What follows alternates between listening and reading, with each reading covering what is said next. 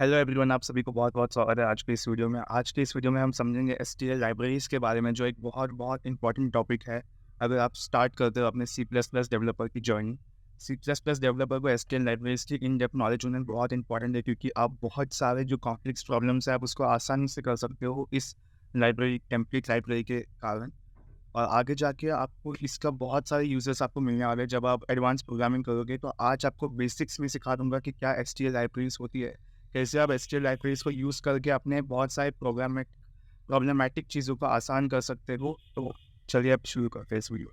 तो video start करने से पहले मैं आपको रिक्वेस्ट करूँगा कि आप प्लीज़ मेरे चैनल को सब्सक्राइब करें, ताकि आगे जाके आपको ऐसे बहुत सारे वीडियोज़ आपको मैं फ्री में, जो प्रीमियम कंटेंट है, आपको फ्री में प्रोवाइड करूँ। सी प्लस प्लस की एक इन डेप्थ प्लेलिस्ट चालू है, जहाँ पे मैं बेसिक्स ऑफ प्रोग्रामिंग से लेकर एडवांस डीएसए कॉन्सेप्ट्स कवर करने वाला हूँ इस पूरी सीरीज़ में। तो मैं चाहता हूँ कि आप इस चैनल को सब्सक्राइब करके इस पूरी प्लेलिस्ट का पार्ट वन। तो पहले चीज़ हमें समझना है वो है कि एसटीएल लाइब्रेरी होती क्या है। एसटीएल लाइब्रेरी एक सेट ऑफ टेम्पलेट क्लासेस है, जो एक प्रोग्रामिंग डेटा स्ट्रक्चर्स और फंक्शन प्रोवाइड करती है, जैसे कि लिस्ट, स्टैक, एरेज एक्सेट्रा। मतलब कि आप आज तक जो भी कर रहे थे प्रोग्राम्स, वो आप खुद से लिखते थे। आप स्टार्टिंग से लेकर एंड तक आप खुद से लिखते थे। बट क्या मैं आपको कहूँ कि ऐसी लाइब्रेरीज़ है जिसकी वजह से आप क्या कर सकते हो, आप सिर्फ बेसिकली उसको इंपोर्ट करके उसमें जो भी एट्रीब्यूट्स है, आप जो कॉम्प्लेक्स कोड है, आप उसको अवॉइड करके बेसिक कोड में आप कन्वर्ट कर सकते हो, जिससे आपका जो रीयूजेबिलिटी है बहुत हाई हो सकती है, और साथ में आप अच्छे-अच्छे प्रोग्राम्स खुद से लिख सकते हो। So it is a collection of data structures, algorithms, and components that can be used to simplify the development of C++ programs. Key benefits of STL library is that it is used to write generic reusable code that can be applied to different data types. आप कोई भी data type पे कोई भी kind of code आप run कर सकते हो, ये खासियत है एसटीएल लाइब्रेरीज की। तो आज के दिन हम कुछ एसटीएल लाइब्रेरीज को एक्सप्लोर करेंगे, जैसे कि हम स्टैक, क्यू, लिंक लिस्ट, फिर मैप, वेक्टर्स, इन सब का एक्सप्लोर करेंगे। तो मैं चाहता हूँ कि आप इस पूरे वीडियो को ध्यान से देखना, क्योंकि ये वीडियो अगर आपको समझ आई तो आगे की वीडियोस में आपको बहुत कुछ चीज़ें आसान लगेगी, वरना आगे की वीडियो में जो भी करूँगा आपको शायद वो डिफिकल्ट लगे। तो अब शुरुआत करते हैं। सो हमारा आज का फर्स्ट डेटा स्ट्रक्चर जो होने वाली है, वो होने वाली है एरेज डॉट सीपीपी। हम लोग एरेस पे काम करेंगे। हमने एरेस पे एक वीडियो बनाई है पूरी तरीके से, कि कैसे हम एरेस को यूज़ करके हम एक-एक चीज़ें इम्प्लीमेंट कर चुके हैं। हम एरेस पे प्रॉब्लम भी सॉल्व किया, आप जाके वीडियोज़ देख सकते हो प्लेलिस्ट में। तो आज के दिन हम समझेंगे कि एरेस को हम कैसे एसटीएल लाइब्रेरीज़ में अपन कैसे एरे को एज़ एन एसटीएल यूज़ कर सकते हैं। तो स्टार्ट करते हैं, पहले हम कोड टेम्पलेट लिखते हैं, और कोड टेम्पलेट के बाद मैं यहाँ पे इंक्लूड करता हूँ हैशटैग इंक्लूड। अभी आपको हर जो भी आपको कोई भी डेटा स्ट्रक्चर इंक्लूड करना होगा, तो आपको ये चीज़ लिखना होगा, जो है आपको उसका नाम लिखना होगा, एरे। तो इससे क्या होगा कि इनको समझ आ जाएगा, कंपाइलर को समझ आएगा कि हम एरेस पे इसमें काम करने वाले हैं, तो हमें एरे की जो एसटीएल है उसको इंपोर्ट पहले ही करना पड़ेगा। अभी हम समझते हैं कि हम कैसे इसको इनिशियलाइज़ करते हैं। तो एरे को इनिशियलाइज़ कैसे करते हैं हम बेसिकली क्या करते हैं, हम लिखते हैं एरे ए। अभी मुझे एरे को इनिशियलाइज़ करना है, तो मैं लिखता हूँ एरे ए, और मैं यहाँ पे लिखता हूँ साइज़ उसका, जैसे कि 4, और मैं इसको यहाँ पे लिख देता हूँ 1, 2, 3, 4। इस तरीके से हम बेसिकली लिखते हैं, एरे को इनिशियलाइज़ करते हैं। और यहाँ पे हम एक अलग तरीका यूज़ करेंगे, जो है अपन यूज़ करते हैं यहाँ पे कि एरे, मतलब जो मेरे डेटा टाइप है उसको, और यहाँ पे उसका मतलब यहाँ पे डेटा स्ट्रक्चर आता है, यहाँ पे डेटा टाइप आएगा, और यहाँ पे लिखूँगा 4। 4 क्या है, मेरा साइज़ है।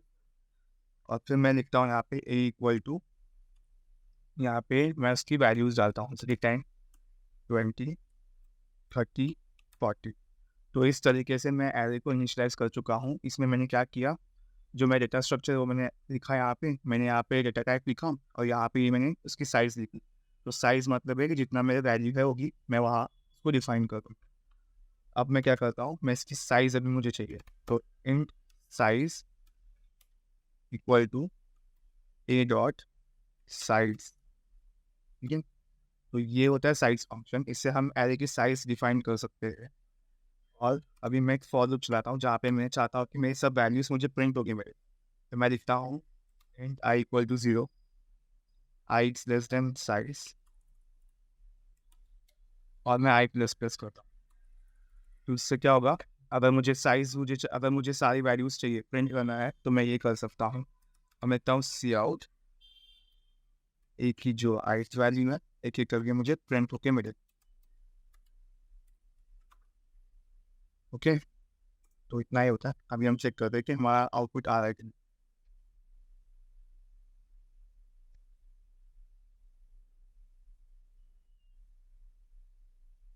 तो यहाँ पे देखा, 10, 20, 30, 40 ये 2 बार आके मैं 2 बार इसको एग्जीक्यूट किया था। तो हमने एरे की वैल्यूज़ को ईजिली प्रिंट किया है with the help of arrays, ठीक है। और अभी हम यूज़ करते हैं नेक्स्ट चीज़ जो है, अभी हमें एलिमेंट, अगर मुझे एक प्रॉपर्टीज़ यूज़ करना है, मुझे एक फंक्शंस ऐसा करना है जिससे क्या होगा, मेरा आसानी से मुझे एक वैल्यू जो मुझे चाहिए वो आसानी से मिल जाए। तो मैं अभी यूज़ करता हूँ एक फंक्शंस एरे के।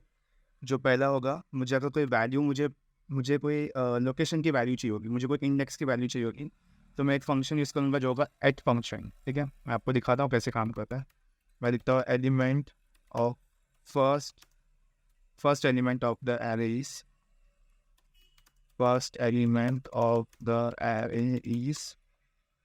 तो यहाँ पे मैं लिखता हूँ एट ए डॉट एट और अभी इसमें मैं लिखता हूँ कौन सा इंडेक्स की वैल्यू चाहिए, मैं बोलता हूँ फर्स्ट इंडेक्स की वैल्यू चाहिए। तो इससे क्या होगा, मेरी फर्स्ट इंडेक्स की वैल्यू आ जाए। एग्जीक्यूट करते हैं हम।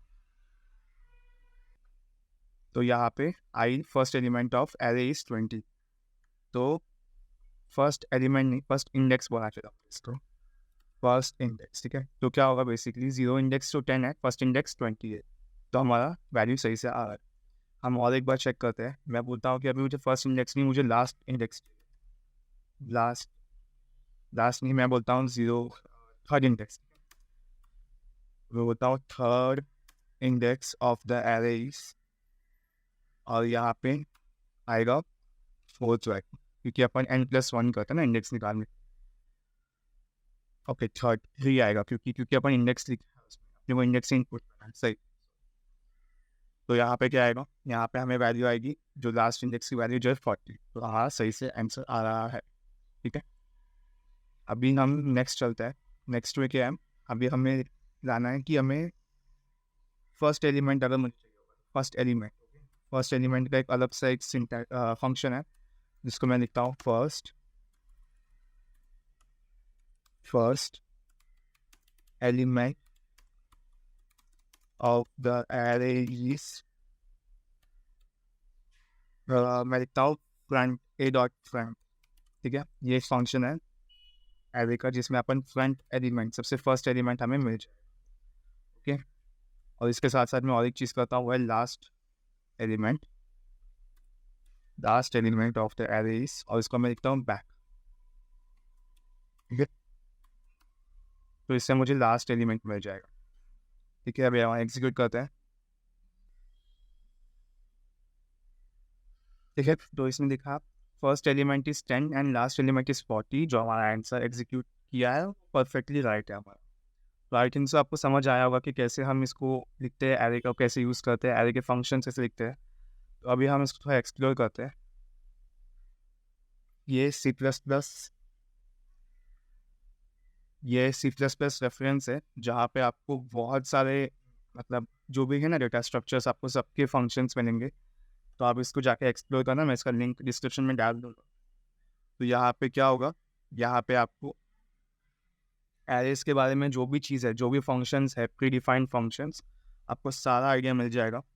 आप सिर्फ इसको जाके ओपन करके आप एक एक चीज़ों को एक्सप्लोर करना, एक एक चीज़ों के एग्जांपल देखना, जिससे क्या होगा कि आपकी इस कॉन्सेप्ट है ना, एसटीएल की कॉन्सेप्ट बहुत स्ट्रांग होगा। पहले आपको इधर थियरी लिख के दिया होगा, थियरी के बाद आपको एक एक जो मेंबर फंक्शंस है वो आपको दिखेगा। जैसे कि आप बिगिन भी यूज़ कर सकते हो, एंड भी यूज़ कर सकते हो, आप यहाँ पे साइज़ निकाल सकते हो, आप मैक्स साइज़ निकाल सकते हो, आप ऑपरेटर्स को डिफाइन कर सकते हो, आप हमने फ्रंट बैक यूज़ किया, एट यूज़ किया है, फिर आप स्वैप कर सकते हो। तो इसमें बहुत सारे एग्जांपल्स हैं, आप जाके एक एक को एक्सप्लोर करा, क्योंकि अगर मैं हर एक चीज़ को एक्सप्लोर कर देगा तो ये वीडियो पूरी एक 10-15 घंटे की हो जाएगी।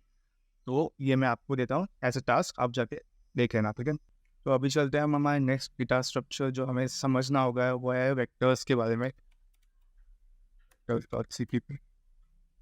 तो वेक्टर्स क्या है, शायद आपने फर्स्ट टाइम सुना होगा, आपको नहीं पता होगा वेक्टर्स क्या है। वेक्टर्स क्या होता है, मैं आपको एक बहुत बेसिक एग्जांपल से एक्सप्लेन करता हूँ आज।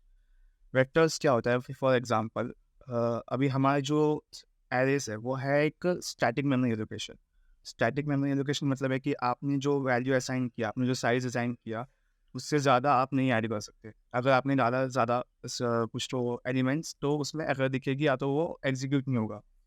बट वेक्टर एक बहुत अच्छी चीज़ है क्योंकि वेक्टर डायनामिक है मेमोरी एलोकेशन। वेक्टर क्या कहती है कि वेक्टर बोलती है कि अगर समझो कि आपके पास एक कंटेनर है, उस कंटेनर में आपने कुछ सामान रख दिया, और वो कंटेनर फुल हो गया, तो अभी क्या होगा, वेक्टर एक ऑटोमेटिकली एक नया कंटेनर बनाएगा जो उससे डबल साइज़ की होगी। और समझ लो कि आपका, अगर समझो कि साइज़ फुल हो गया जो पिछला इसमें था, पिछला कंटेनर का था, उस कंटेनर के सारे एलिमेंट्स वो नए कंटेनर में आ जाएगी जो डबल साइज़ की है, और उसमें आप और ऐड कर सकते हो, और पिछला जो कंटेनर था उसको डिस्ट्रॉय कर देगा। ठीक है, आसान से शब्द में कहता हूँ कि एक बॉटल है जो है 1 लीटर्स, आपने इसमें पानी भर दिया, ठीक है, और आपको अभी और पानी भरना है, तो आपके आपके पास दो ऑप्शन है, या तो है कि दूसरा बॉटल लो और उसमें भी पानी भरो, या तो दूसरा एक बड़ा बॉटल लो 2 लीटर की और उसमें पानी भर दो, और ये अगर नहीं चाहिए, आपको वेट बहुत होता है, तो आप इसको फेंक सकते हो पहले वाली बॉटल को। तो वेक्टर वही रोल करता है। वेक्टर में क्या होता है कि आप एक कंटेनर को फिल करते हो, अगर आपको इनसफिशिएंट लगता है तो आप एक नया कंटेनर बनाते हो, नया, उसमें आप और एलिमेंट्स ऐड कर सकते हो जो भी आप ऐड करना है, और आप जो पिछला एलिमेंट है, पिछला जो कंटेनर है, आप उसको डिस्ट्रॉय कर सकते हो। तो इतना आई थिंक तो समझ आया होगा। तो अभी हम शुरुआत करते हैं। सो यहाँ पे लिखता हूँ मैं कि कोड टेम्पलेट, और यहाँ पे मैं इनिशियलाइज करता हूँ हैशटैग इंक्लूड वेक्टर। ठीक है, अभी यहाँ पे फर्स्ट चीज़ है, अभी हम चेक करेंगे कि वो जो कंटेनर वाली बात की वो सच है कि नहीं। ठीक है, तो हम समझते हैं अभी इसको। पहले लिखता हूँ मैं वेक्टर इंट कॉमा वी, जैसे हमने किया है अभी तक। आप क्या करते हैं, हम लोग पहले इनिशियलाइज करते हैं वेरिएबल को, और उसका जो साइज़ है वो, बट यहाँ पे हम लोग कोई साइज़ नहीं लिखेंगे क्योंकि हमारा डायनामिक है वेक्टर। और यहाँ पे वी आया। अभी मैं ना कैपेसिटी चेक करता हूँ कि कैपेसिटी कितनी है हमारी इस वेक्टर की। तो मैं यहाँ पर लिखता हूँ capacity, capacity of the vector is V dot capacity. ठीक है, ये एक फंक्शन है वी डॉट कैपेसिटी करके, और यहाँ पे मैं एंटर करता हूँ। अब हमें एग्जीक्यूट करते हैं हम। तो ये मुझे कह रहा है कि आपका कैपेसिटी अभी के लिए वेक्टर के लिए 0 है। ठीक है, अभी मैं इसमें ऐड करता हूँ एक चीज़। मैं इसको बोलता हूँ कि मुझे ना अभी इसमें एलिमेंट्स चाहिए, और उसके लिए मैं यूज़ करूँगा push back function. Push back मतलब पुश करो एक एक फंक्शन, एक एक एलिमेंट्स। पुश बैक अंडर ये ब्रैकेट में आएगा, फॉर एग्जाम्पल मैं होता है 10, तो 10 वैल्यू पुश बैक होगी। ठीक है, मैं और एक पुश बैक यूज़ करता हूँ, कंट्रोल सी होगी, और यहाँ पे मैं करता हूँ ऐड 20। तो हमने अभी तक दो चीज़ों को मैंने पुश बैक किया। अभी हम रुको रुको, मैं इसको अभी कॉपी करता हूँ, मैं इसको कॉपी करता हूँ और यहाँ पे पेस्ट करता हूँ। अभी मैं देखता हूँ कि कैपेसिटी ऑफ वेक्टर कितना है हमारी। तो जैसे ही मैं इसको एग्जीक्यूट करता हूँ तो मुझे कैपेसिटी मिल जाएगी जो पहले से अलग होगी, और जो होने वाली 2 अभी क्यों आया, क्योंकि मैं 2 एलिमेंट को डाल दिया, तो उन्होंने मुझे कहा कि ठीक है आपने अभी 2 एलिमेंट्स ऐड किए तो मेरा कैपेसिटी अभी इंक्रीज़ होता है। ओके, अभी मैं क्या करता हूँ, मैं बोलता हूँ कि मुझे और एक एलिमेंट चाहिए। ठीक है, मैं बोलता हूँ कि और एक एलिमेंट चाहिए, तो मैं क्या करता हूँ, पुश बैक को मैं इसको डायरेक्टली कॉपी करता हूँ यहाँ से यहाँ तक, कॉपी, और मैं इसमें 30 ऐड करता हूँ। अभी आप देखो जो साइज़ आएगी ना, कैपेसिटी आएगी ना, वो डिफरेंट होने वाली।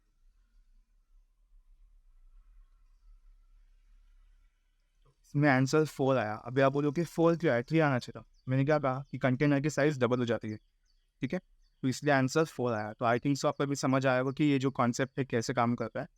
तो जैसे ही आपका जो फुल होता है तो उसकी वैल्यू डबल हो जाती है पहले से।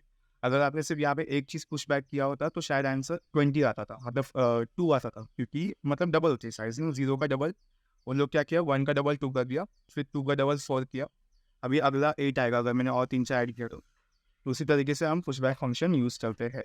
अभी मेरे को जानना है, चलो कैपेसिटी हो गया, अभी साइज़ कैसे समझते हैं। ठीक है, साइज़ को समझना है अभी। तो मैं लिखता हूँ साइज़। अभी साइज़ क्यों, क्योंकि देखो कैपेसिटी मतलब होता है हमारा कंटेनर का साइज़, कंटेनर की capacity.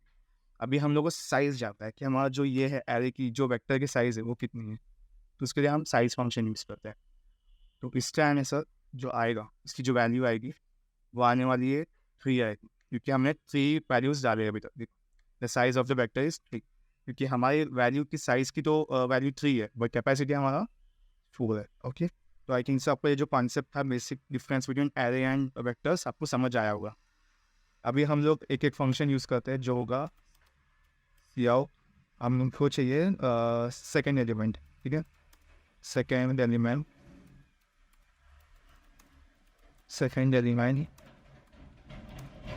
The array of the vector is, ठीक है। सेकेंड इंडेक्स लिख देते हैं, सेकेंड इंडेक्स, ओके। और यहाँ पे क्या आएगा, हम बोलेंगे कि जो v डॉट एट और मुझे सेकेंड इंडेक्स की वैल्यू चाहिए। आसान है, तो इससे हमारे सेकेंड इंडेक्स की वैल्यू भी आ जाएगी। हम 2-4 चीज़ और ट्राई करते, फिर अपन साथ में चेक करते। फिर हमें अभी जैसे अपन लास्ट टाइम फ्रंट बैक किया था, यहाँ भी हम फ्रंट बैक करते हैं। तो यहाँ पे आएगा v डॉट फ्रंट और यहाँ पे आएगा v डॉट बैक, ओके। तो हमने फ्रंट बैक की वैल्यू को भी लिखा है, तो मैं बोलता हूँ यहाँ पे front element of the vector,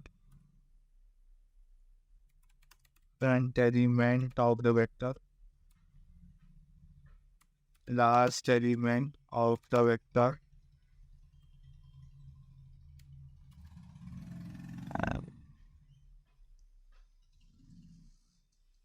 तो इससे हमारा फ्रंट वैल्यू और लास्ट वैल्यू का आंसर मिल जाएगा। तो यहाँ पे देखो front value is 10, last value is 30, तो अपना आंसर सही से चल रहा है, अपना आउटपुट आ रहा है, हमारा कोड चल रहा है, ठीक है। तो हमने इतना किया। अभी एक दो चीज़ है जो आपको समझना है। एक तो हमने पुश बैक था, पुश बैक क्या करता है, वैल्यू को ऐड करता है। अभी और एक चीज़ है जो है पॉप बैक, मतलब है कि जो लास्ट वैल्यू है उसको रिमूव कर देते, मतलब जो भी लास्ट एलिमेंट है उसको रिमूव। तो उसके लिए हम ना पहले एक बार उसको प्रिंट करके देखते हैं कि हमारा एरे दिखता है कैसा है, हमारा एरे अपना जो एलिमेंट्स है वो डिस्प्ले करके देखते हैं। तो मैं यहाँ पे लिखता हूँ सी आउट, यहाँ पे टाइप लिखता हूँ डायरेक्टली फॉर, और हमने ये सीखा है चीज़ जो है एन आई वी, ठीक है। इससे क्या होता है, हम एक आई वेरिएबल करते हैं, हम उसको वी तक हम लोग जो वैल्यू है हम उसको ट्रेस करेंगे। हम बोलेंगे सी आउट जो आई की वैल्यू है उसको प्रिंट करना, और एक गैप देना मुझे हर एक इसके बीच में, जिससे क्या होगा, मैंने फिर बाद में सी आउट एंड, ठीक है। अभी हम चेक करते हैं कि हमारा आउटपुट आता है कि नहीं।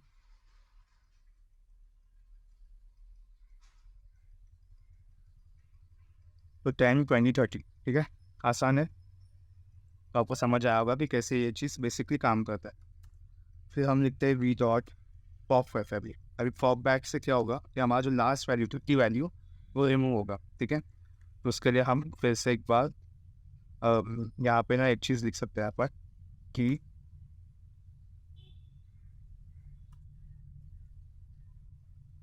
यहाँ पे लिखेंगे हम लोग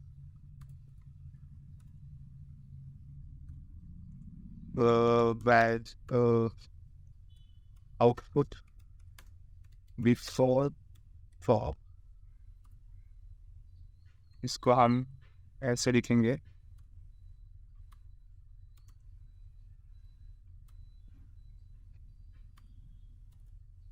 ठीक है। और यहाँ पे हम लिखेंगे आउटपुट आफ्टर पॉप, ठीक है। इसको कॉपी करने का, पेस्ट आउटपुट आफ्टर पॉप। तो ये करते ही क्या होगा, हमारा जो 30 का जो लास्ट वैल्यू था हमारा रिमूव हो जाएगा, ठीक है। चेक कर,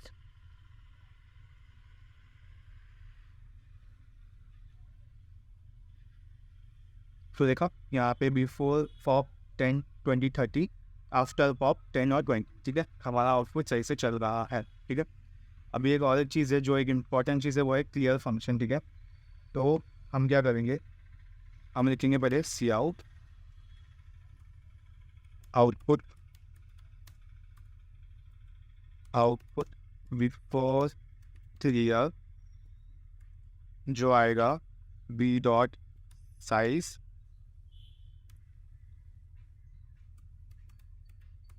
और यहाँ पे वही सेम लिखते हैं वापस हम, जो है यहाँ पे ऐसे एरर क्यों दिखा है,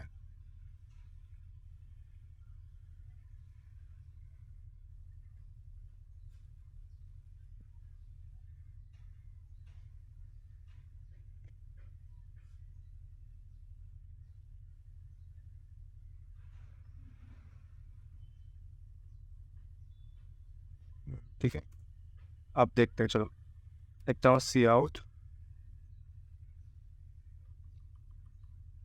तो हो गया है, मैं कुछ तो रिमूव किया है।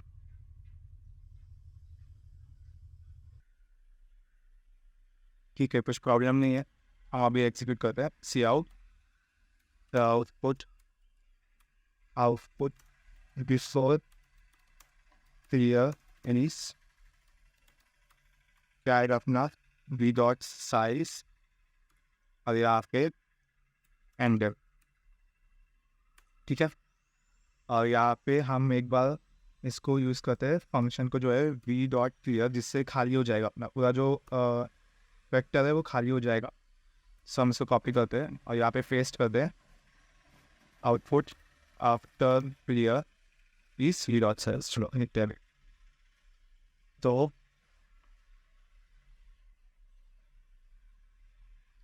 यहाँ पे मैं देखता हूँ कि जो हमारा आउटपुट बिफोर क्लियर था वो 2 था, और यहाँ पे आउटपुट आफ्टर क्लियर इज 0। ठीक है, तो आई थिंक सो आपको समझ आया होगा कि पूरा वेक्टर्स के फंक्शंस कैसे यूज़ करते हैं। सो इतना ही आज के लिए, और हम एक काम करते हैं और एक चीज़ देखते हैं जो है इसके रेफरेंसेस जो मेरे को दिया गया है, तो हम वेक्टर्स को ओपन कर सकते हैं और यहाँ पे आप बहुत सारे वेक्टर्स के फंक्शंस को देख सकते हो। यहाँ पे वेक्टर को क्लिक करके उसके क्लासेस आपको मिलेंगे और आप जाके इसको एक्सप्लोर करना बस, कि इसमें बहुत सारे फंक्शंस दिए वेक्टर्स के, begin end, R end, C end, size, max size, empty, capacity. But जो इंपॉर्टेंट है, जो आपको काम आएगा बहुत, वो मैं आपको सिखा चुका हूँ। सो हम चलते हैं हमारे नेक्स्ट जो है डेटा स्ट्रक्चर, जो है लिस्ट के ऊपर। ठीक है, लिस्ट डॉट सी। लिस्ट एक ऐसा चीज़ है जो हम लोग यूज़ करते हैं एरे के, मतलब जैसे हम एरे यूज़ करते हैं, जैसे हम वेक्टर्स को अपन नहीं कह सकते लिस्ट के साथ, बट हम कह सकते हैं जैसे अपन एरेस यूज़ करते हैं वैसे ही लिस्ट है। बट एक डिफरेंस क्या है ना एरे और लिस्ट में, कि एरे में हम डायरेक्टली एक एक एलिमेंट्स को एक्सेस कर सकते हैं। जैसे कि मैंने आपको कहा था कि मुझे अगर सेकंड एलिमेंट चाहिए होगा, मैं सेकंड एलिमेंट को डायरेक्टली मैं इंपोर्ट कर सकता हूँ, मतलब एट फंक्शन यूज़ करके। बट जो चीज़ हम लिस्ट में नहीं कर सकते, लिस्ट में हमें अगर कोई एलिमेंट ट्रैवर्स, मतलब हमें चाहिए होगा जैसे कि 5th एलिमेंट, तो हमें 5वां एलिमेंट को स्टार्टिंग से ट्रैवर्स करना पड़ेगा, जैसे कि 1 2 3 4 5, तभी हमें 5वां एलिमेंट मिल जाएगा। तो यही चीज़ें लिस्ट और एरेज के बीच में। बट एरेज बहुत जगह आप यूज़ कर सकते हो, आप अपनी अपनी जगह यूज़ कर सकते हो। और लिस्ट में ऐसे कोई कंपल्शन नहीं है कि आपको मतलब एक डेटा टाइप पे काम करना है, आप एक लिस्ट में बहुत सारे डेटा टाइप्स ऐड कर सकते हो। बट डिफाइन करना ज़्यादा अच्छा लगता है कभी कभी, ताकि वो मेमोरी एलोकेशन ईजिली एलोकेट हो सके। तो अभी हम चलते हैं लिस्ट को मतलब यूज़ करने में। हम पहले कोड टेम्पलेट लिखते हैं और यहाँ पे लिखते हैं हैश टैग इंक्लूड लिस्ट। ठीक है, और फिर हम लिखते हैं यहाँ पे, अभी मुझे ना एक लिस्ट को इनिशियलाइज करना है जिसका नाम होगा L1 करके। ठीक है, तो मैं लिखता हूँ यहाँ पे लिस्ट इन, मैं बस को L लिखा तो शायद आपको कंफ्यूज होगा L और 1 में, तो मैं लिखता हूँ यहाँ पे, अच्छा समझता नहीं है, ठीक है, तो मैं L लिखता हूँ यहाँ पे डायरेक्टली। तो L लिखता हूँ और मैं लिखता हूँ यहाँ पे लिस्ट एंड, और मैं बोलता हूँ कि मेरा जो वैल्यू है वो 5 है। ठीक है, ओके सॉरी, ये नहीं डाला था मुझे। मैं करता हूँ कि मैं बोलता हूँ कि मुझे ना एक ऐसी एक आउटपुट चाहिए जहाँ पे एक नंबर 5 बार रिपीट हो, मतलब कोई तो एक नंबर मुझे 5 बार रिपीट चाहिए। मैं लिखता हूँ 5, 100। इसका मतलब क्या होगा, जो 100 की जो नंबर है ना, वो यहाँ पे 5 बार रिपीट होगी। ठीक है, अब इसको डायरेक्टली प्रिंट करता हूँ मैं। प्रिंट करने के लिए मैंने यूज़ करता हूँ लिखता है यहाँ पे सी आउट प्रिंट 100 5 टाइम्स। ओके, ये करता हूँ और मैं लिखता हूँ यहाँ पे फॉर एंड आई एंड, मुझे तो ये नहीं था, यहाँ लिखना था मुझे। ठीक है, हाँ, और फिर मैं बोलता हूँ कि सी आउट आई की जो वैल्यू है उसको प्रिंट करना। ठीक है, हम अभी चेक करते हैं कि हमारा ये चल रहा है कि नहीं।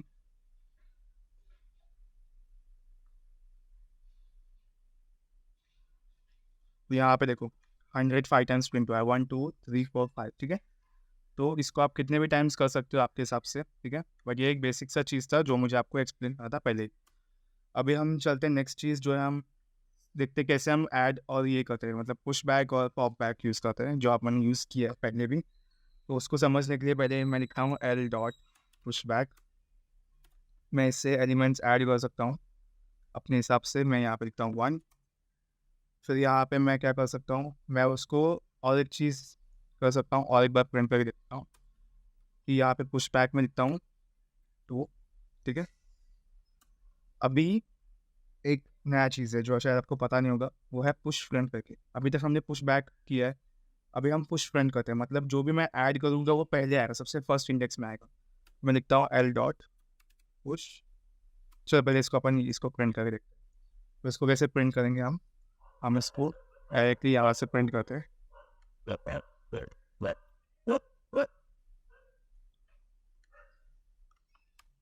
ठीक है। और हमारे यहाँ पे एन नहीं है, यहाँ पे एल आएगा। तो जैसे ही मैं करता हूँ तो आपको जो एल की वैल्यू है वो आपको मिल जाएगी, आउटपुट मिल जाएगी, जिसकी 1 और 2 है। ठीक है।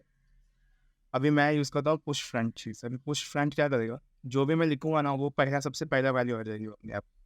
तो मैं यहाँ पे लिखता हूँ, इसको निकाल दूंगा और यहाँ बोलता हूँ पुश फ्रंट।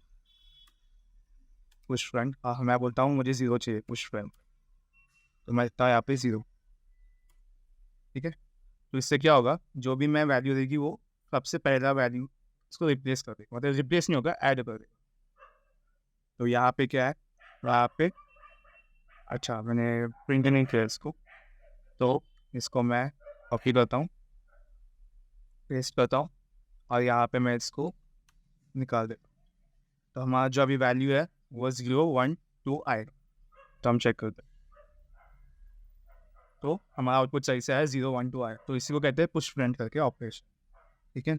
अभी अभी आपको मैंने लास्ट टाइम देखा था इरेज फंक्शन के बारे में, पर आपको मैंने एक्सप्लेन नहीं किया कि इरेज फंक्शन कैसे यूज़ करते हैं, तो मैं आपको इसमें एक्सप्लेन करता हूँ कि इरेज फंक्शन कैसे काम करता है। तो इरेज फंक्शन के लिए पहले अपन लिखते हैं एल डॉट इरेज। ठीक है। और आप क्या करोगे, अभी किसको इरेज करना है आपको फर्स्ट एलिमेंट को इरेज करना होगा। तो मैं लिखता हूँ कि एल डॉट बिगिन। ठीक है। मतलब जो फर्स्ट वैल्यू है, जो बिगिन वैल्यू है, इससे आपका क्या होगा, इससे आपका इरेज फंक्शन में आपको समझ आ गया, आपको बिगिन फंक्शन में आपको समझ आया होगा। तो आपको जो फर्स्ट वैल्यू है, जो बिगिन वाली है, वो आप उसको निकाल सकते हो। ठीक है। तो मैं लिखता हूँ, इसको कॉपी करता हूँ, यहाँ पेस्ट करता हूँ, इसको रिमूव करता हूँ मैं। तो अभी हम क्या करते हैं, हमारी जो फर्स्ट वैल्यू है, अभी जो 0 थी ना, तो जो मैंने ऐड किया था उसको मैं रिमूव करूँगा। ठीक है। तो इसको मैं एग्जीक्यूट करता हूँ, तो देखा हमारा 2 आ गया। अभी 2 कैसे आया, क्योंकि हमने पहले क्या किया, हमने ऐड किया था 1 2 को। ठीक है। 1 2 को ऐड किया था, ये 0 को अपन ने निकाल दिया, तो अपना जो वैल्यू आएगी वो आएगी 2 आएगी, क्योंकि जो 1 और 2 थी उसमें से 1 को इसने इरेज कर दिया और जो 2 की वैल्यू है वो डिस्प्ले हो गया अपना। तो ये अपना यहाँ तक क्लियर हो चुका होगा मोस्ट प्रोबेबली। और एक लास्ट चीज़ है, अगर मुझे फाइंड करना होगा तो मैं क्या साइज़ निकालना होगा, तो मैं सी आउट से डायरेक्टली मैं साइज ऑफ द लिस्ट ऐसे निकाल सकता हूँ, जो होगा एल डॉट साइज। ओके। सो इतना ही है, ये भी निकाल के देखते हैं अपन।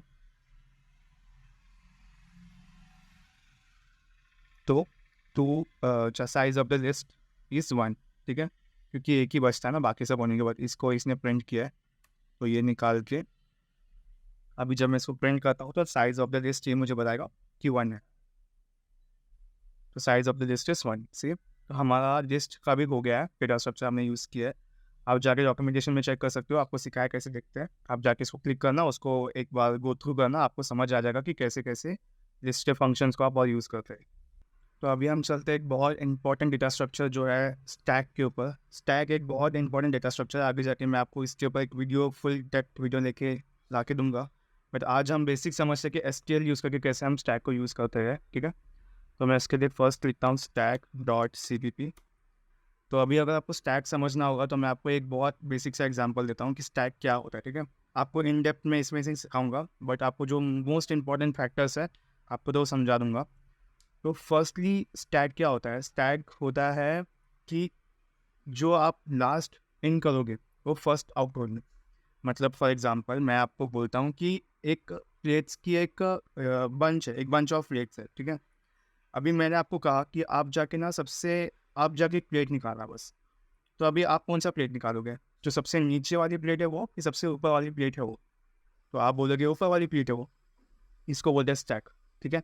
तो स्टैक में हम लोग को अगर कोई चीज़ हमें निकालना होगा, हमें एक्सट्रैक्ट करना होगा, तो हम सबसे टॉप में से निकालते हैं, क्योंकि हम नीचे से नहीं निकाल सकते। तो वही एक एग्जांपल है कि बंच ऑफ प्लेट्स। फिर होता है एक बुक्स का एक बंडल होगा।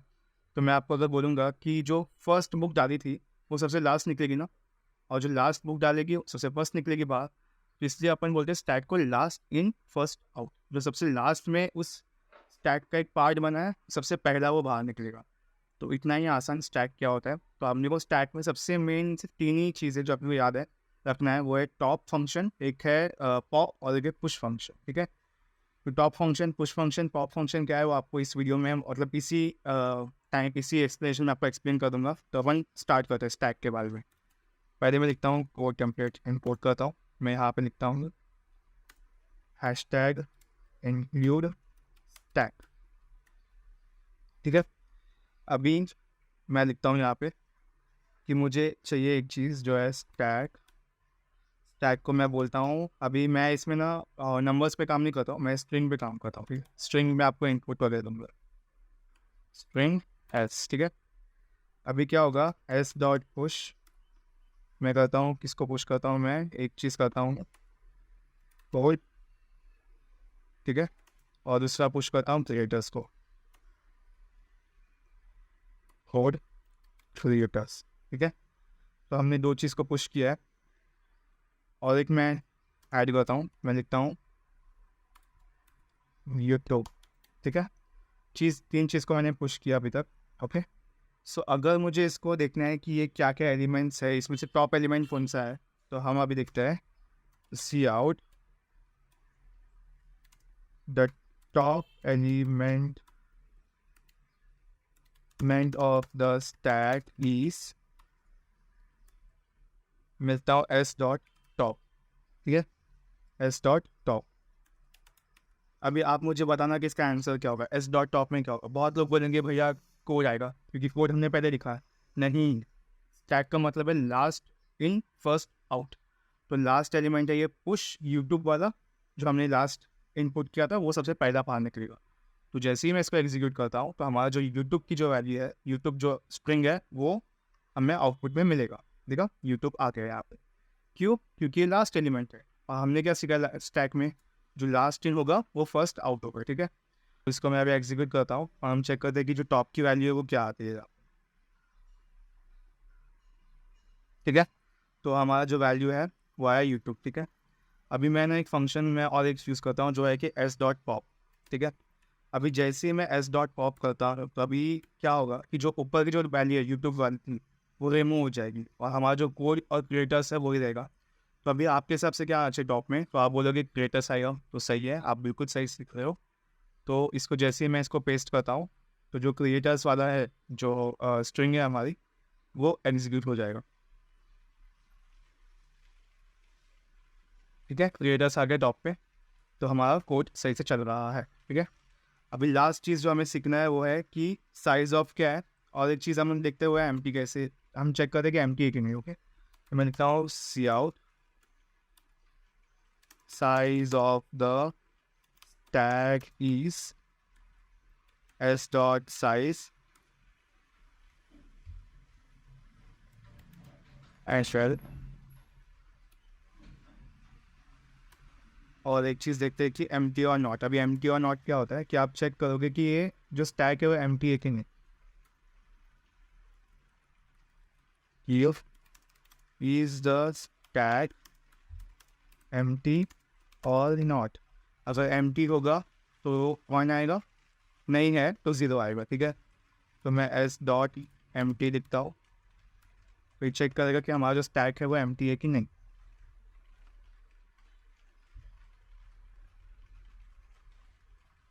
तो यहाँ पे 0 आया क्योंकि हमारा जो स्टैक है वो एम्प्टी नहीं है, और हमारा जो साइज ऑफ स्टैक है वो 2 है, क्योंकि अपने 2 एलिमेंट है, वो इसका जो है कोड और क्रिएटर्स, ठीक है।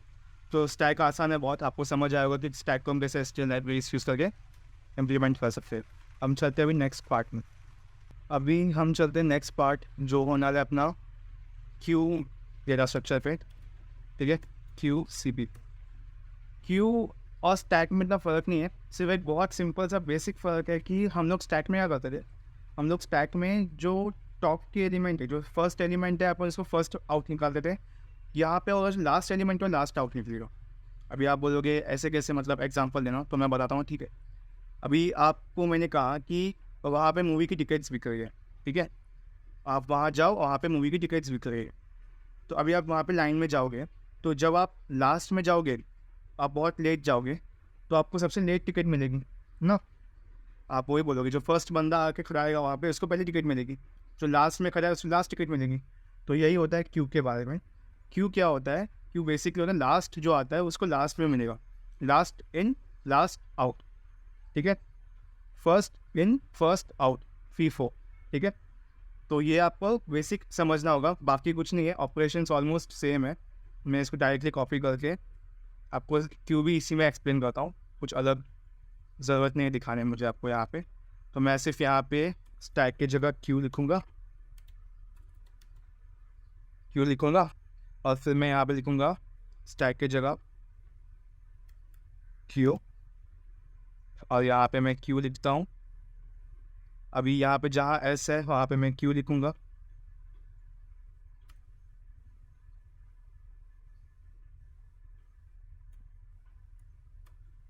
ठीक है। तो इतना समझ आया होगा। अभी मुझे क्यू का टॉप भी हम निकालेंगे, फिर हम लोग क्यू का वापस एक बार टॉप निकाल के देख लेंगे, क्यू को हम पॉप करके देखेंगे, फिर हम लोग क्यू की साइज़ निकालेंगे, और जो क्यू है एम्प्टी है कि नहीं देखेंगे, ठीक है। सबसे पहले हम इसको एग्जीक्यूट करते हैं। अच्छा हाँ, एक चीज़ है, ओके, ये अच्छा हुआ मुझे दिखा यहाँ पे कि क्यू में ना टॉप फंक्शन नहीं होता, ठीक है। क्यू में टॉप फंक्शन नहीं होता। क्यू को हम डायरेक्टली चेक करते हैं कैसे। क्यू में हम टॉप की जगह लिखते हैं फ्रंट, क्योंकि आप क्यू में मतलब आप अगर कोई लाइन में खड़े हो तो आप टॉप तो नहीं कर सकते उसमें ना, उसको आपको फ्रंट लिखना पड़ेगा, फ्रंट और बैक लिखा सकते हैं आप उसमें। तो यहाँ पे वही होगा कि पहले हम एग्जीक्यूट करके देखते हैं कि जो हमारी आउटपुट है वैसे आ रही है। तो इसकी जो टॉप एलिमेंट है वो है कोड क्यू, क्योंकि मैंने क्या कहा, जो फर्स्ट इन है वो फर्स्ट आउट होगा, तो code is the top element. फिर हमने कोड हटा दिया तो क्रिएटर्स आ गया अपना, जो फर्स्ट एलिमेंट है। साइज ऑफ स्टैक की जगह क्यू आएगा, सॉरी, और यहाँ पे भी क्यू आएगा, ठीक है। तो मैंने यहाँ पे चेंजेस नहीं किया, यहाँ पे आएगी क्यू, क्यू, और यहाँ पे। तो यही इतनी आसान है, जैसा अलग नहीं है, रॉकेट साइंस नहीं है। क्यू और स्टैक ऑलमोस्ट एक ही कहना, मतलब उनका काम ही ऐसा है कि ये चेक करता है कि जो लास्ट इन है वो फर्स्ट आउट होगा, और यहाँ पे जो फर्स्ट इन है वो फर्स्ट आउट होगा, ठीक है। इतना समझ आ गया। अभी हम चलते हैं नेक्स्ट डेटा स्ट्रक्चर जो है प्रायोरिटी। सो अब चलते हैं हमारे नेक्स्ट कॉन्सेप्ट पे जो होने वाली है प्रायोरिटी क्यू पे। प्रायोरिटी अंडरस्कोर क्यू,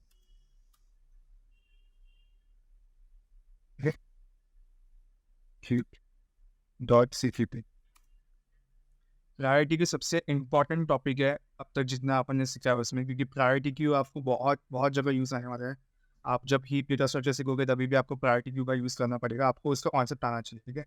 तो प्रायोरिटी क्यू क्या होता है बेसिकली कि जो भी आप इनपुट देते हो सबसे जो मैक्सिमम वैल्यू है वो टॉप पे आनी चाहिए। जो मैक्सिमम है वो टॉप पे, मतलब जिसकी प्रायोरिटी हाईएस्ट है वो टॉप पे आनी चाहिए, जिसकी प्रायोरिटी सबसे लोएस्ट है वो नीचे आनी चाहिए। तो इतना ही है फ़र्क, और कुछ नहीं है। तो हम इसको सीखते हैं कोड से। मैं कोड टेम्पलेट लिखता हूँ, और यहाँ पे मैं लिखता हूँ हैशटैग इंक्लूड क्यू। इसमें आपने क्यू डेटा स्ट्रक्चर यूज़ करना है क्योंकि क्यू का एक पार्ट है प्रायोरिटी क्यू। अभी देखो, अभी क्या इसमें इसमें कुछ चीज़ें डिफरेंट है, शायद आपको नहीं समझे, बट मैं आपको एक्सप्लेन करूँगा साथ में। मैं प्रायोरिटी क्यू करके एक लिखता हूँ, और मेरा इसका डेटा टाइप प्रिंट होने वाली है, और मैं अभी लिखता हूँ एक मैक्स फंक्शन लिखेगा। फिर मैं एक प्रायोरिटी क्यू लिखूँगा, ये होगा मैक्स हीप के लिए, और भी एक मिन हीप के लिए, मतलब एक मिनिमम हीप के लिए, जिसमें मैं सेम लिखूँगा एंड कॉमा, यहाँ पे वेक्टर आएगा, ठीक है। और मैं क्या करूँगा, जो सबसे ग्रेटर इंट है उसमें अपने कंपेयर कर, मैं लिखूँगा यहाँ पे ग्रेटर इंट और यहाँ पे ना आएगा मिन वैल्यू, तो हम मिन ऐसे निकालेंगे और मैक्स ऐसे निकालेंगे। यहाँ पे ये क्यों आ रहा है ऐसा, क्योंकि मैंने एक गलती की शायद, और वेक्टर को मैंने एक इंट लिखना चाहिए था मुझे कि हाँ वेक्टर का मुझे डेटा टाइप इंट आएगा, मैं डिफाइन नहीं किया तो वो आएगा, और ग्रेटर का भी एक इंट आएगा और मैंने इसका मिन वैल्यू दे दिया है। तो मिन में अभी क्यों ऐसा आ रहा है देखते हैं, 2 सेकेंड। और मैंने इंटीजर डिफाइन किया, उसके वेक्टर की वैल्यू दी मैंने इंट पे डेटा टाइप से, ग्रेटर की वैल्यू में लिखा, इसका होगा इंट। अच्छा हाँ, ये यहाँ से स्टार्ट हो गई, यहाँ पे एंड होना चाहिए। सही, अब तक सही है। अब मैं लिखता हूँ कि मुझे ना पुश करना है वैल्यू को, तो मैं लिखूँगा मैक्स डॉट पुश, मैं लिखता हूँ वाई। ठीक है, अभी मैं कॉपी करता हूँ, नीचे लिखता हूँ, पेस्ट करता हूँ, यहाँ पे लिखता हूँ 1 3 5 7 9। मैंने वैल्यूज पुश किया है। पहले मैं क्या करता हूँ, मैं चेक करता हूँ कि अपने साइज़ क्या है। ठीक है, तो मैं लिखता हूँ size of the Q is, यहाँ पे आएगा हमारा मैक्स डॉट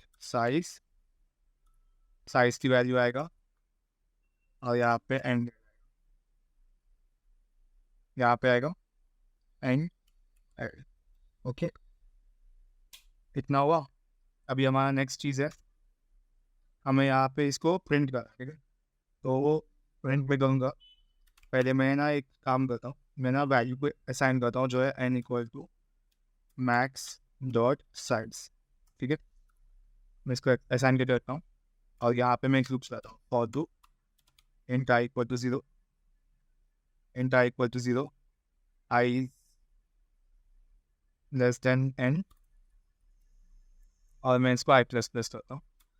और यहाँ पे मुझे भी 2 चीज़ करना है, मुझे एक तो टॉप चाहिए, लिखता हूँ सी आउट मैक्स डॉट टॉप, और यहाँ पे जगह खा गैप, और एक रहेगा मैक्स डॉट पॉप। ओके, आसान है। ठीक है, और यहाँ पे मैं एकदम सी आउट एंडर। अब इसको एग्जीक्यूट करके देखते हैं क्या आ रहा है, आउटपुट क्या आ रहा है।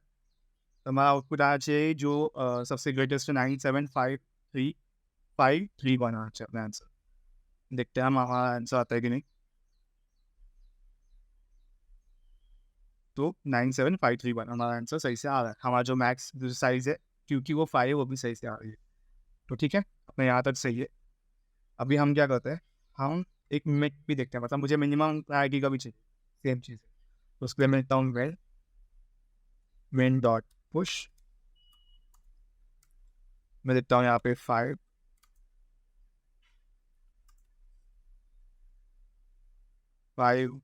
1 0 7।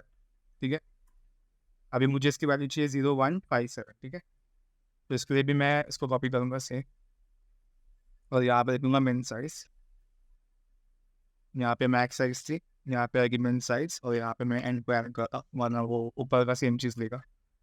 तो मैं मिन साइज लिखता हूँ, और यहाँ पे मैं लिखता हूँ m, फिर हमारे यहाँ पे आएगा मिन टॉप,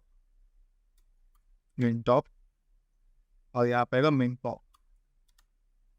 ठीक है, फिर चलो यहाँ तक ठीक है, सी आउट एंड वेल। ओके, अब हम चेक करते हैं कि हमारा आउटपुट आता है कि नहीं। तो 0 1 5 7 सही है। तो हमारा जो था दिया हुआ वैल्यूज़, उसमें से हमें एक वैल्यू एक ऑर्डर में मिल गई जो है लो टू हाई। ऊपर हमने किया उससे अपनी वो हाई टू लो मिला, यहाँ पे लो टू हाई मिला। ठीक है, तो इतना ही है। प्रायोरिटी की आपको समझ में इसलिए आना चाहिए क्योंकि आपको बहुत टाइम ऐसा आएगा कि आपको बोलेंगे कि ये प्रायोरिटी फर्स्ट अस्यूम, ये पहला एग्जीक्यूट होना चाहिए। अगर मुझे कोई चीज़ को फर्स्ट प्रायोरिटी बेसिस में एग्जीक्यूट करना है तो मैं प्रायोरिटी की यूज़ करता हूँ, या तो अगर मुझे लोअर प्रायोरिटी में करना है तो मैं वो भी कर सकता हूँ। तो ये इतना आसान है। अभी हम चलते हैं अगला इम्पॉर्टेंट टॉपिक। तो अभी हम चलते हैं हमारे नेक्स्ट टॉपिक पे जो है सेट्स। सेट्स के बारे में आपने सीखा होगा पहले भी, आपने 11th-12th में या आपने जूनियर कॉलेज में वगैरह सीखा होगा आपने ये सब सेट्स के बारे में। सेट्स क्या होता है बेसिकली, एक वैसे ही जैसे अपन एरे यूज़ करते हैं, हम लोग एलिमेंट स्टोर करते हैं, बट यहाँ पे एक डिफरेंस आती है कि यहाँ पे आप डुप्लीकेट एलिमेंट स्टोर नहीं कर सकते, आपको यूनिक एलिमेंट स्टोर करनी पड़ेगी। तो ये खासियत है सेट्स की। और दूसरी चीज़ है कि सेट्स में 2 चीज़ होती है, एक होती है ऑर्डर्ड सेट और एक होता है अनऑर्डर्ड सेट। ऑर्डर्ड सेट होता है जो बेसिक अपन सेट यूज़ करते हैं, वो ऑर्डर्ड सेट होती है। दूसरी होती है अनऑर्डर्ड सेट। अभी ऐसा क्यों है? क्योंकि अपन सेट्स में जो भी लिखते हैं वो सॉर्टिंग वे में आता है, मतलब वो एक सॉर्टेड वे में अपने को आंसर मिलती है। बट अनऑर्डर्ड सेट में आप क्या करते हो, आपको ऐसे सॉर्टेड वे में नहीं मिलेगी, आपको आप जैसे आप डालोगे आपको वैसे ही आपको मिल जाएगी। तो इस वीडियो में हम सॉर्टेड सेट के बारे में हम सीखेंगे। तो अभी हम शुरुआत करते हैं क्या होता है सेट के। तो हम लोग पहले इसको कॉपी ये करते हैं, हैशटैग इंक्लूड सेट लिखते हैं और नीचे हम लिखते हैं कि सेट टेंट और यहाँ पे मैं एस लिखता हूँ, ठीक है। तो हम इस तरीके से सेट को इनिशियलाइज करते हैं। अभी इसमें और एक चीज़ है, ठीक है, सेट में आप कुछ भी मैनिपुलेशन नहीं कर सकते, जैसे कि आप अपडेट वगैरह कुछ नहीं कर सकते हो, आप सिर्फ सेट में डिलीट या तो इंसर्ट कर सकते हो, ठीक है। तो वापस कहता हूँ कि सेट में आप कोई चीज़ को अपडेट या मैनिपुलेट नहीं कर सकते, आप सिर्फ या तो इंसर्ट कर सकते हो या तो आप डिलीट कर सकते हो। तो अभी मैं आपको सिखाता हूँ कि कैसे आप इंसर्ट करते हैं। तो उसके लिए एक फंक्शन है इंसर्ट करके। तो अभी फॉर एग्जाम्पल यहाँ पे लिखता हूँ मैं 10, ठीक है। अभी मैं इसे कॉपी करता हूँ और यहाँ पे मैं पेस्ट करता हूँ। यहाँ पे आ गया 20, 30, वापस एक बार 10 लिखता हूँ, वापस एक बार 10 लिखता हूँ, यहाँ पे 40 और यहाँ पे 20 लिखता हूँ, ठीक है।